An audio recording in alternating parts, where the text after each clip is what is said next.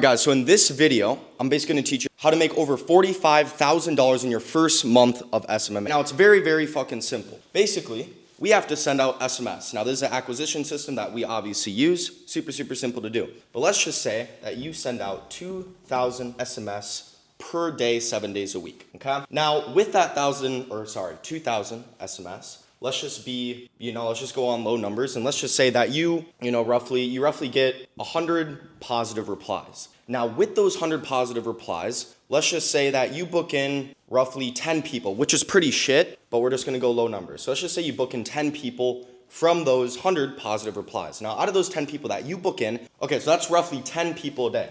Now, with those 10 people a day, let's just go on the low number again, with your show up rate. Let's just say at least half actually show up to the calls, which isn't bad. 50% isn't terrible. So let's just say 5 people actually show up. Now, you have 5 calls every single day of the week for 7 days. So 5 times 7 is 35.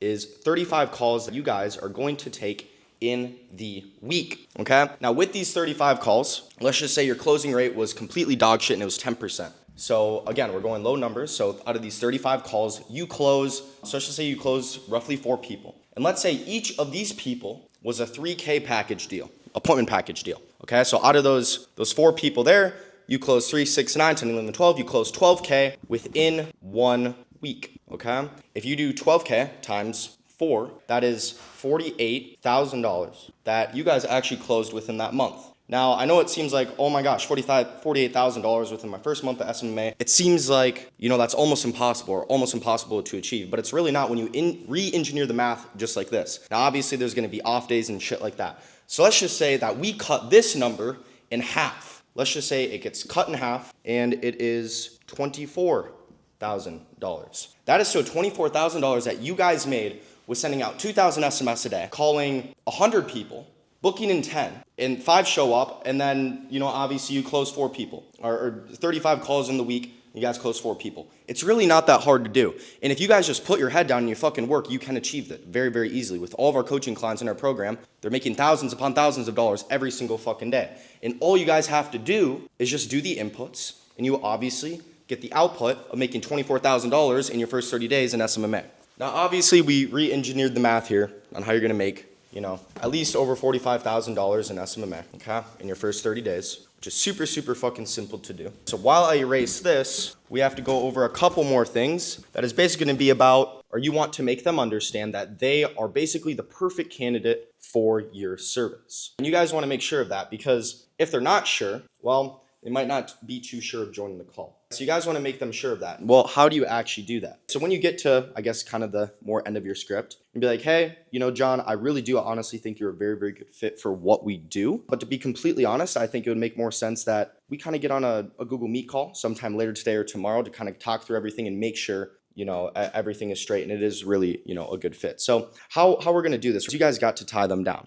So obviously you're gonna go through everything. You're gonna go go through everything, the whole script like a G. And then what you're going to do is you're gonna book in that call. What you're gonna do is you're gonna get their name, number, phone number, email, right? You're gonna put that down, and obviously you're gonna book in them. Now, after you book in them, this is what a lot of people make this mistake. You have to tie them down. If you don't tie them down, you don't have any direction of how they're gonna get this call and how they're gonna join the meeting and all this shit. There's gonna be a lot of uncertainty, and therefore they're probably not going to join your call. That's why your show up rate is fucking shit. Or you're just terrible at calling these people and you might have an Indian accent. If you have an Indian accent, you're probably just cooked. But what you have to do is you have to tie them down. So how are we gonna tie them down? So basically what you're gonna do is you're gonna tell them to check their email for the actual meeting link that they got that. You want to do that. Second, what you guys could do is, there's plenty of examples out there that you guys could go look up, or on YouTube on how to make a VSL, video sales letter. So you have to tell this person, go check out your VSL and to watch it before the call. If you don't watch it before the call, well, if they don't, they're probably not going to show up. This VSL is to get them to know you better and to understand a little bit more about your service and who you are, so they have the comfortability of joining the call. This is also going to increase you guys actually fucking closing. So super, super important there. Third, you guys need to set the expectations. They can't be in a plane, they can't be in the fucking car driving, they can't be in a loud ass restaurant. They have to be in a quiet space where they can focus and they can actually understand what you're saying, and they're not distracted by other factors. If they are in the car, it's ridiculous how many people actually take sales calls when the prospect is driving. If they're in the car, they're gonna be like, oh, they're gonna get to the end of the call, and this guaranteed, this is what's gonna happen. They're gonna be like, oh, we can't do it because, I'm driving, or let me pull over, give me 10 minutes, and they're gonna hang up. and never speak to you again. That is like, it's so easy. Like you guys can, this can't even like, this is so easily avoidable. You guys just got to make it point out to them. So basically be like, hey, expectations for the call. Super, super important. Expectations for the call. Now, the last thing, and basically, I guess like a little lie you could put in is, for this, on why not to drive. Or you guys could even do this. Let's say you get to the meeting and they're driving. What you could do is be like, hey, John, I know you're driving right now. To be completely honest with you, I had a client literally crash because they're on the call with me because we share a screen and whatnot and we kind of show you guys everything and we really take it deep. And I don't want you to be distracted. So yeah, is there another time we can reschedule this, or do you think you could pull off to the side of the road or at a gas station? That is a good way of doing it. Now, I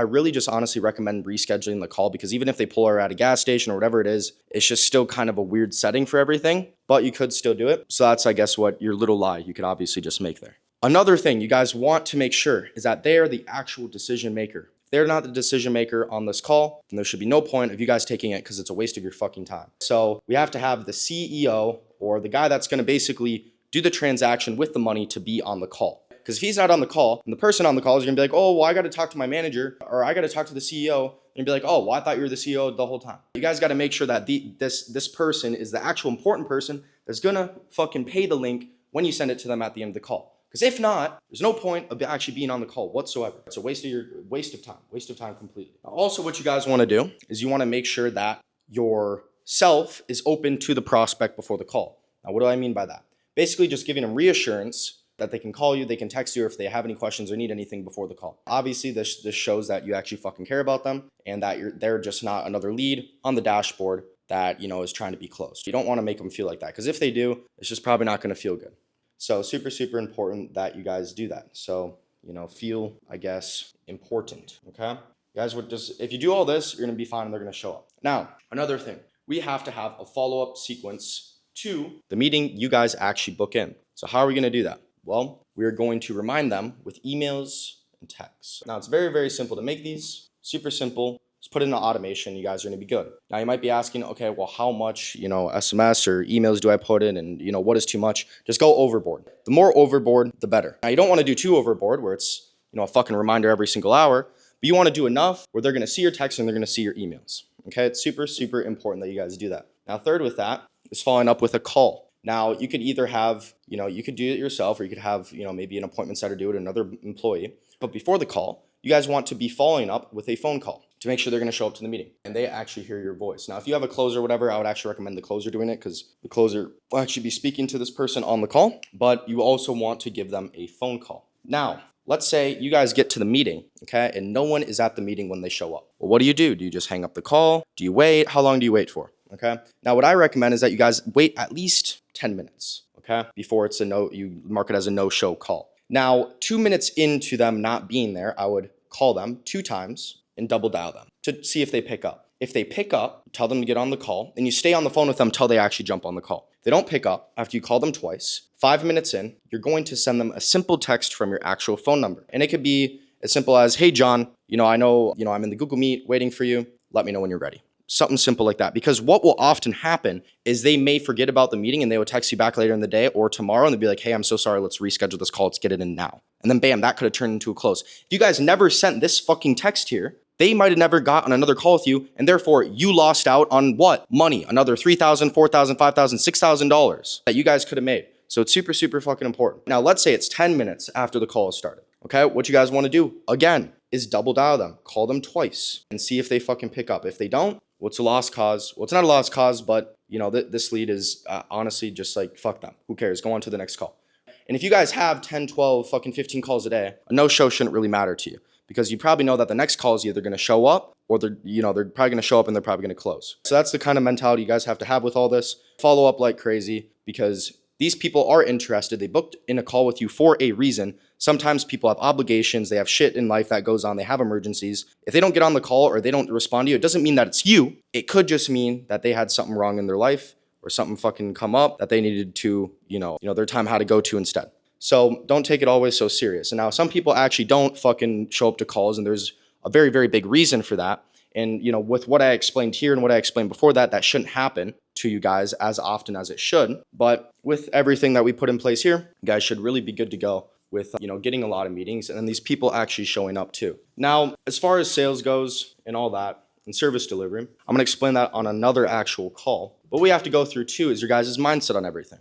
Now, most of your guys' mindset is completely fucked when it comes to anything. And now specifically in SMMA or whatever business model it is, if your mindset is not on the direct path of, or your mind is basically not running at a frequency that is good, well, you're probably just not gonna be closing any people. Your meetings aren't gonna show up, or you're just honestly not gonna book in anyone. So I'm gonna give you guys an example of this.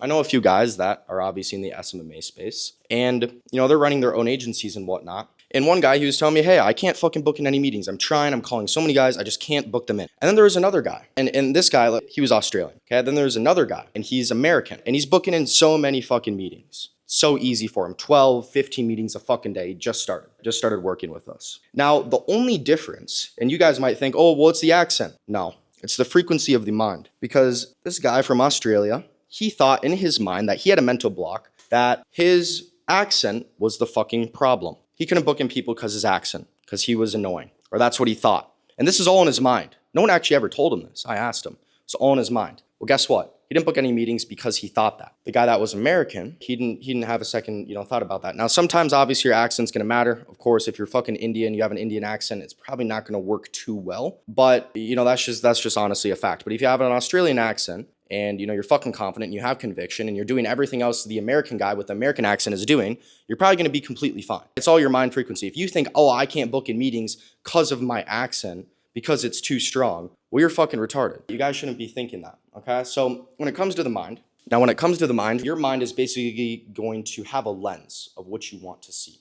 So this is the mind here of the guy that thinks booking in meetings is super, super simple. You see how clear this mind is? You see how white it is in here? This is the guy that thinks booking in meetings is hard. And there are certain frequencies in his mind that is making him mess up, and that is putting him essentially on a lifeline where he books in no meetings. So this is no meetings, and this is meetings. And this guy books in 12 a day, and this guy books in 2. And they both send out the exact same SMS. The only difference is this guy's mind is focused on, I can't book in meetings. My fucking, oh, dude, these guys are mean. These guys are dickheads. They can't fuck, like all this shit. Look how fucking dirty this is. This guy, when he thinks clearly, is like, no, I can think so clearly. I know I'm gonna book in meetings. 12 meetings is easy. It's so easy to do. He has a clear mind on it and just takes action, and he gets 12 meetings a day, and he's closing. He's closing every single day. He's on a good frequency. This guy is just basically going to destruction. And what's happening here is what he's going to find, because he's trying to see it in his mind. Now, subconsciously, he's going to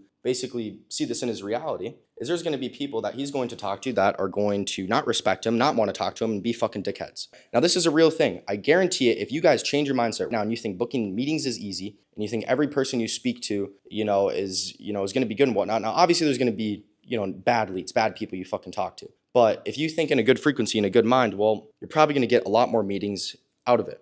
It's the same way with everything. If you guys go throughout your day and you think the day is just going to be fucking terrible and it's going to be sad and it's going to be depressing, well, guess what's going to happen? You're going to find depressing things in your life that are going to happen, and you're going to find the negatives in the world. But if I wake up with my eyes like, fucking shining, I'm like, yeah, today's going to be a good fucking day. I'm ready to conquer today.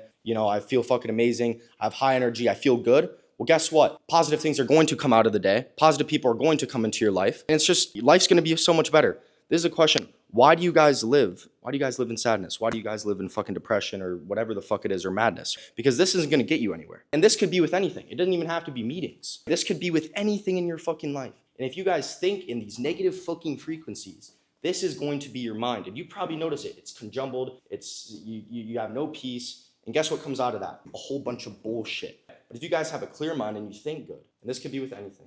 This could be with sales. This could be with marketing. This could be with the gym. This could be, with talking to women, whatever it is. And you guys have a clear mind and you're confident. Well, guess what will attract to you? Good things. Good, happy things like this. This is happy you. This is you with a mind that's, fucking all scrambled and shit. Okay? So very important that you guys understand this. In the next video, I'm going to explain, probably just a lot of mindset stuff, because it's very, very important. If your guys' mind is not up here, well, it's going to be very, very hard for you to succeed in the real world. So that's basically it. And yeah.